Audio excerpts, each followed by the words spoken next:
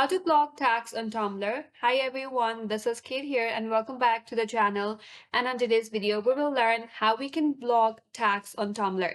So without any further delay, let's get started with this video. For that, first of all, log in into tumblr.com. Once you're on your dashboard, now if you want to block any tags on Tumblr, navigate to menu bar on your left hand side from the dashboard, head over to settings.